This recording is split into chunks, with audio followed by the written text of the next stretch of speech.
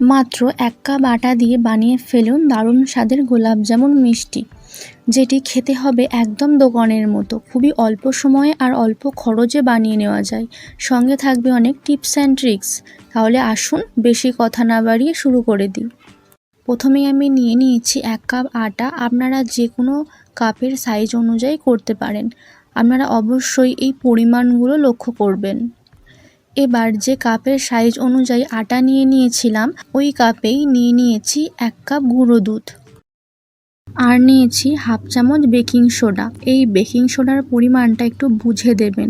যতটা পরিমাণ আটা আর গুঁড়ো দুধ দেবেন সেটা বুঝেই কম বেশি বেকিং সোডাটা ব্যবহার করবেন।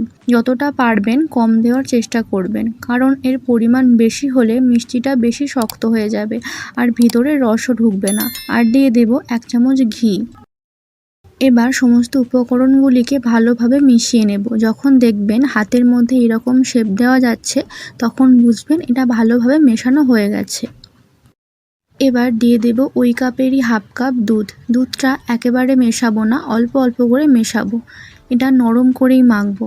দেখুন ডোটা একটু চটচট করছে, ঠিক এইভাবেই মেখে নেবেন। এবার এটাকে ঢাকা দিয়ে 10 মিনিট রেখে দেব।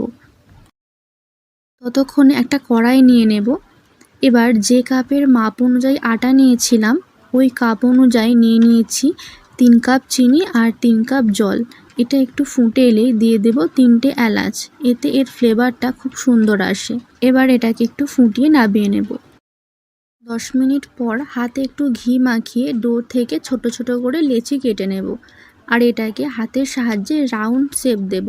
দেখবেন কোনো রকম ফাটল না থাকে।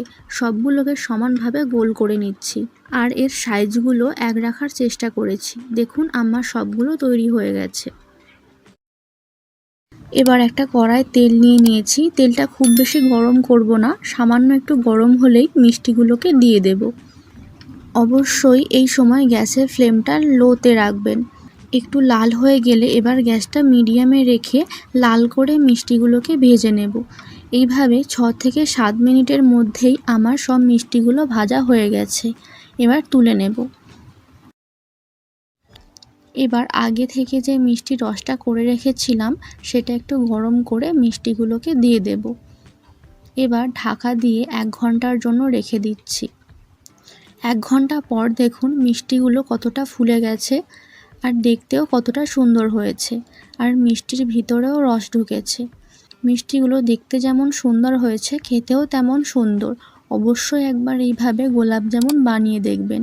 ভিডিওটি ভালো লাগলে লাইক, কমেন্ট, সাবস্ক্রাইব করে পাশে থাকার অনুরোধ রইল।